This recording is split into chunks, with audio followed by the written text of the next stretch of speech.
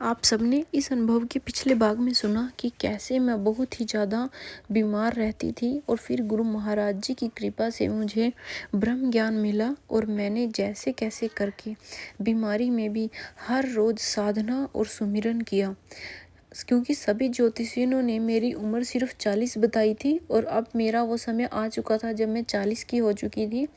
इसलिए महाराज जी ने मुझे एक दिव्य अनुभव करवाया कि जैसे मेरे परिवार और मेरे सगे संबंधी मेरी आरती को लेकर जा रहे हैं। फिर महाराज जी ने इस अनुभव में मेरे उन सगे संबंधियों को कहा कि रुको, अभी थोड़ा समय दो, अभी आपको इसका दाह संस्कार नहीं करना। फिर महाराज जी मेरे दिव्य अनुभव में आए कि महाराज जी मुझे लेकर गए कि अब बेटा तेरे पास समय बहुत कम है, तेरा मृत्यु का समय निकट आ चुका है, तू मेरे साथ चल और ज़्यादा से ज़्यादा सेवा कर। महाराज जी मुझे लेकर गए।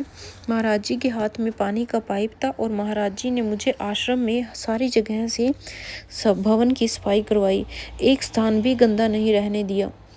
पौने घंटे बाद जब मेरी आँख खुली तो मेरा सारा शरीर बुरी तरह से थका हुआ था।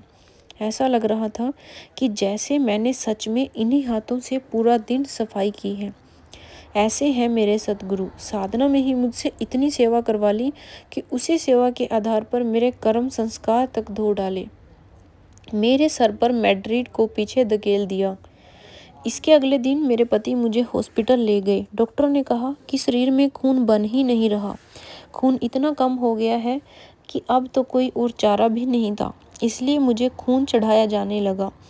इस समय मैं फिर से सुमिरन में डूब गई थी। आंखें बंद करती तो गुरु महाराज जी के दर्शन होते, खोलती तो ऐसा लगता जैसे महाराज जी मेरे कमरे के दरवाजे पर खड़े हैं। मुझे लग रहा है जैसे मानो मैं फूलों के बिस्तर पर सोई हूँ। इसी अवस्था में मुझे 4 बोतल खून चढ़ाया गया। उसके बाद मैं ठीक थक कर वापिस आ गई, पर रोग शरीर में अब भी था। इसलिए मैं एक अन्य जाने माने डॉक्टर के पास गई। उसने मेरी सारी टेस्ट रिपोर्ट देखी और कहा कि यह तो बहुत खराब है, लेकिन बीमारी समझ में नहीं आ रही। उसने मुझे कोई दवाई नहीं लिख कर दी। फिर किसी और डॉक्टर के पास गई तो उसने मेरा बोन बैरो टेस्ट कर के हिदायत दी। इन्हीं दिनों हमारे सेक्टर में महाराज जी की कृपा से 3 दिवसीय सत्संग भी शुरू हो चुका था। मैं भी सत्संग कार्यक्रम में जाने लगी। सत्संग सुनते हुए 2-3 दिन बीत चुके थे, अभी तीसरा दिन था। अचानक सत्संग सुनते सुनते मेरी आंखें बंद हो गई।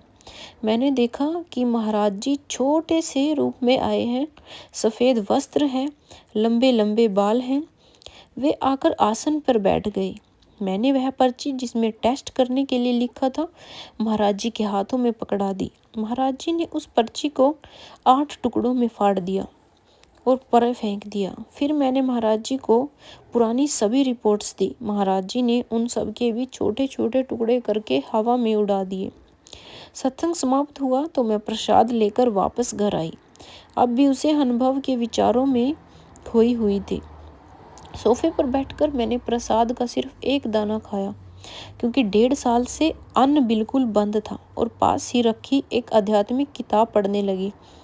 उसे पढ़ते पढ़ते कब मेरी साधना लग गई मुझे पता ही नहीं चला। लेकिन अब की बार जो अनुभव हुआ जीवन भर मुझे याद रहेगा। मैंने देखा कि मैं ऑपरेशन टेबल पर लेटी हुई हूँ। महाराज जी डॉक्टर के यूनिफॉर्म में आए और मेरा ऑपरेशन करने लगे। अनुभव ऐसा था कि मैं अपने आप को बिस्तर पर पड़ा हुआ ही महसूस कर रही थी, और साथ ही महाराज जी पीछे खड़े होकर सब कुछ देख भी रही थी। महाराज जी ने सबसे पहले मेरे पेट पर एक बड़ा चीड़ा लगाकर उसे खोला। सीधी तरफ की गहराई से एक नाली खींचकर निकाली। शायद वह फूड पाइप था। वह बिल्कुल ब्लॉक थी, गंदगी सड़न भरी हुई थी। उन्होंने उसे पूरी तरह साफ किया। फिर पेट के अन्य भाग से भी काफ़ी गंदगी निकाल, आंतों में भी कुछ ऐसा जमा हुआ था, उन्हें भी अच्छी तरह से साफ किया। मुझे दर्द तो नहीं हो रहा था, लेकिन पेट से गंदगी निकल रही है, इस बात का पूरा एहसास था। इस पूरे ऑपरेशन के दौरान मुझे लग रहा था कि जैसे किसी विशेष प्रकार की शक्ति ने मुझे जकड़ रखा है। अंत में महाराज जी ने वापस मेरे पेट को सी दिया। उसके बाद मैं महाराज जी के सामने रोने लगी। महाराज जी, मैंने कहा कि अन्न का दाना खाए हुए मुझे 1 साल से अधिक हो गया है। मैं अन्न के लिए तरस गई हूँ। महाराज जी समझाने लगे कि अब तू क्यों रोती है, अब तो तुझे कोई बीमारी नहीं।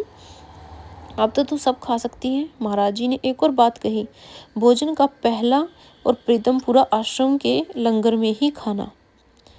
इतना कहकर महाराज जी अंतर्ध्यान हो गई। मेरी आंखें खुल गई। जब अनुभव शुरू हुआ उस समय 1:30 बज रहे थे और अब 3 बज चुके थे। जब मैंने अपने आप को सोफे पर बैठा पाया तो एकदम हैरान रह गई। मुझे 5 मिनट तो यह समझने में लग गए कि अभी जो कुछ देखा वह बाहर नहीं अंतर जगत में घट रहा था। मेरी सारे शरीर में मंद मंद दर्द तो नहीं था, इसलिए किसी को कुछ बता भी नहीं सकती थी। बस चुपचाप सोफे पर लेट गई। जब बेटा स्कूल से आया तो उसी के साथ प्रीतम पूरा आश्रम गई। सुमिरन करके लंगर ग्रहण किया, पूरी 1 रोटी खाई। फिर धीरे धीरे तीनों वक्त पूरा भोजन लेने लगी और बहुत जल्द ही मेरी बीमारी दूर हो गई। अब मैं बिल्कुल स्वस्थ हूँ। अब जब भी मैं महाराज जी के चरणों में झुकती हूँ तो मुझे अपनी हर एक सांस उनकी दी हुई अमानत ही लगती है और रोटी का हर टुकड़ा उनका दिया हुआ प्रसाद। सो बोलिए श्री सतगुरुदेव भगवान की जय, साचे दरबार की जय, आशु पिता भगवान की जय। जय श्री राम, जय जय श्री राम।